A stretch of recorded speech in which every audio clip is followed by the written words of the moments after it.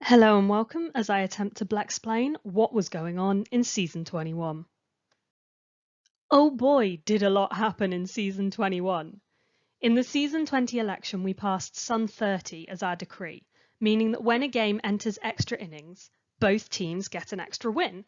Shockingly, this was one of the least important things that happened this season and didn't have too drastic an impact on the season rankings. Something else that happened during the Season 20 election was that the Flowers re-rolled Flinch on Silver Roadhouse and managed to replace it with debt. Our old friend debt, which can of course cause instability. Across the season, Roadhouse caused 11 players to be unstable, including picking on the Worms a bit. But thankfully, no tragedies occurred as a result of this. With no seasonal reading in the Earl Siesta, all the excitement really was saved for the last portion of the season. When renovations were revealed, we saw 3 of them ratified into law. Balloons, which was offered last season. Voicemail, which replaces a team's worst batter with the best batter in their shadows when they are shut out. And bird hotels, which brings birds to join any party the team has.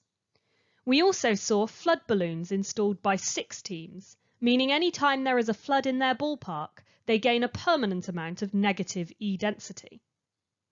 We also saw a huge boost in replica uptake in the gift shop this season, with the return of Chorby Soul, wielding Chorby's soul, and the introduction of Uncle Plasma and Liquid Friend, who were unexpectedly vaulted during the Season 20 election when the boss announced the investigation complete.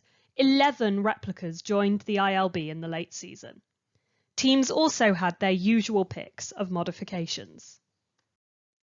Chorby Soul's return was to be impactful in many ways. In the Season 20 election, the Georges had won the modification light-handed, meaning any item their players hold has negative E-density, whilst the Worms had heavy-handed, which creates the opposite effect. Both teams opted for a Chorby Soul replica, with the knowledge that the huge weight of Chorby's soul would send them rocketing to the extreme ends of the depth chart. And they were right. The Georges shot up to the top and revealed Blaseball 0, a page of cacti floating through space. And they found a Blagonball. The Worms sank down past the consumers to the gates, causing the gates at Blaseball 2 to burst open and Herring to flood out. The Monitor was happy about this, stating that Herring was their favourite. Herring turned out to be crucial in the remaining events of the season. With the return of the detectives, someone discovered that upshelling their feed messages about the investigation caused the notification "Go Fish," and you would gain a herring item in your inventory. The Breathmints Twitter collated a list of all the messages you could upshell to receive herring. Then it was noticed that in the library, next to redacted entries, there was a small herring icon. Fans were particularly keen to discover what had happened to newly revealed Megan Ito, and poured herring into the giant redacted entry. When it had been upscaled, the term coined to mean putting herring towards a message, 1,000 times, it was unredacted, showing Ito echoing themselves repeatedly. Now aware that using herring could reveal otherwise hidden information, fans began to upscale anything, showing more of Ito's story and also revealing unexpected things about our commissioner, Parker McMillan. With things becoming unredacted, more and more teams are being revealed. The Alaskan Immortals, who we discovered last season, have been joined in the Hall of Flame by 5 others, including a Baltimore Crabs team. And in the library, there are mention of 3 further teams who have not yet appeared in the hall. But moving on to the postseason, we see the wildcard Spies and Millennials both win their matches, moving on to the next round. The Tacos, Tigers, Crabs and Fridays advance to the League Championships, with the Tigers and Crabs being crowned the Wild and Mild League champions. The final is between 2 of Blaseball's long-standing powerhouses, who dominated during the discipline era. But the Crabs sweep the Tigers to take their 5th championship title.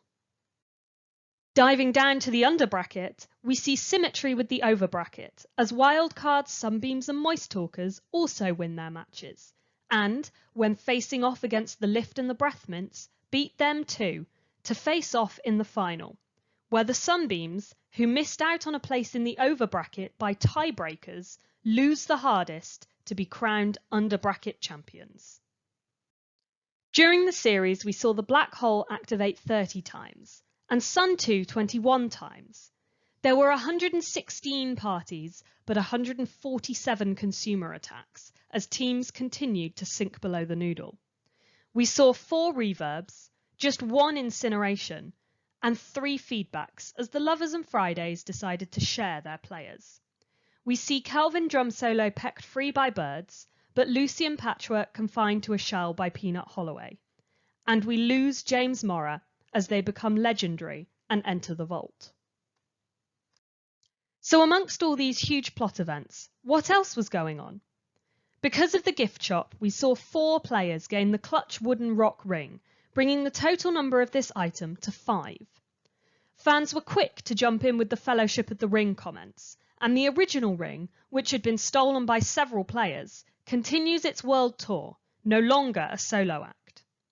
The return of Uncle Plasma and Liquid Friend took a turn when the Worms and the Lovers, who had got both replicas, saw the dynamic duo be yoked and begin to take out consumers with wrestling moves. And the saga of the 5th base at the Pies continues. After Jesus Koch placed it there last season, we saw Richardson Games pocket it on day 17, and then, in the same game, put it back. On day 52, original Pies player Ruslan Greatness picked it up. As the 5th base gives the super roaming modification, the Pies were understandably nervous when they didn't immediately put it back, as it risked them leaving the team. In an attempt to ensure they remained with the Pies, fans poured votes into wills to exploit a system which would allow them to move Ruslan back into their lineup from another team if they were to leave. But in classic Blaseball fashion, Ruslan returned the 5th base on day 54. Then on day 83, Huber Frumple picked up the base, and has now roamed away to the wings, 5th base still in their pocket. Thank you for joining me for another Blaxplanation. I'll be back with more Blaseball fun and facts soon, but until then, rejoice, play ball.